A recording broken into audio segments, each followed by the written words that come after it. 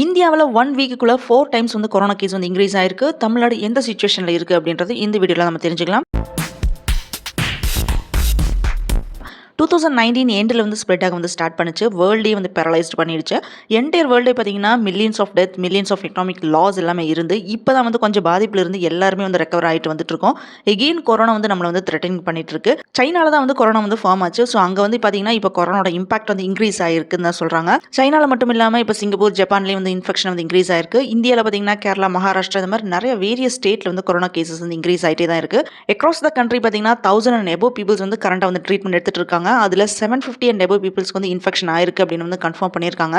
குறிப்பாக சொல்லணும்னு பார்த்தீங்கன்னா 1 வீக்கில் பார்த்தீங்கன்னா 4 மடங்காக வந்து இன்க்ரீஸ் ஆயிருக்கு. கேரளாவில் தான் வந்து ஹையஸ்ட் நம்பர் ஆஃப் கேசஸ் வந்து ரெஜிஸ்டர் ஆயிருக்கு. கேரளாவில் 430 பேர் வந்து அஃபெக்ட் ஆயிருக்காங்க. மகாராஷ்டிராவில் 210, டெல்லியில் 104, தமிழ்நாட்டில் 69 அப்படின்னு வந்து சொல்லியிருக்காங்க. இவங்க எல்லாருமே வந்து ட்ரீட்மெண்ட் எடுத்துட்டு இருக்காங்க. கொரோனா வைரஸோட நியூ ஸ்ட்ரெயின்ஸ் வந்து NB 1.8.1 அண்ட் LF7 வந்து ஸ்லைட்டாக வந்து இன்க்ரீஸ் ஆயிட்டு இருக்கு.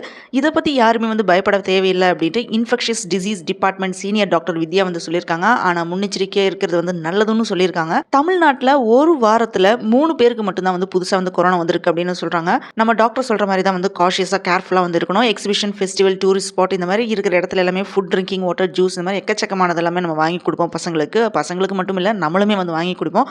ஸோ இதெல்லாமே ஹைஜீனிக்காக இருக்கா இல்லையா அப்படின்றதெல்லாம் நம்ம இப்போ யோசிக்க மாட்டோம். இது வந்து ஹைஜீனிக்காக இருக்கா இல்லையா அப்படின்னு மானிட்டர் பண்ண சொல்லி ஆர்டரும் பண்ணியிருக்காங்க. நான் சொன்ன இந்த இடத்துல எல்லாமே வந்து பார்த்தீங்கன்னா நிறைய பேர் வந்து இருப்பாங்க. இன்ஃபெக்ஷன்ஸ் வந்து ஸ்ப்ரெட் ஆயிடுச்சுன்னா ரெஸ்ட்ரிக்ஷன் வந்து பண்ண ஸ்டார்ட் பண்ணிடுவோம் அப்படின்னு வந்து சொல்லியிருக்காங்க.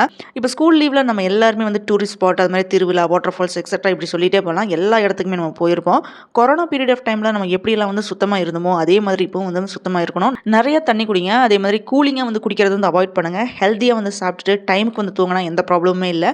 இப்போ ரெய்னி சீசனும் ஸ்டார்ட் ஆயிடுச்சு. ஸ்கூலும் வந்து ஓப்பன் பண்ண போகிறாங்க. இப்போன்னு பார்த்து கொரோனா ஸ்ப்ரெட்டிங்கை பற்றி நியூஸ் எல்லாமே போயிட்டு இருக்கு. அந்த நியூஸை பார்த்தாலே ரொம்ப ரொம்ப பயமாக இருக்கு. கொரோனா வந்து ஸ்ப்ரெட் ஆகாமல் இருக்கணும் அப்படின்னா நம்ம தான் வந்து சேஃப் அண்ட் செக்யூர்டாக இருக்கணும். தேங்க்ஸ் ஃபார் வாட்சிங் திஸ் வீடியோ. உங்களுக்கு இந்த வீடியோ பிடிச்சதுனா லைக் பண்ணுங்க, ஷேர் பண்ணுங்க, சப்ஸ்கிரைப் பண்ணுங்க. See you all in the next video.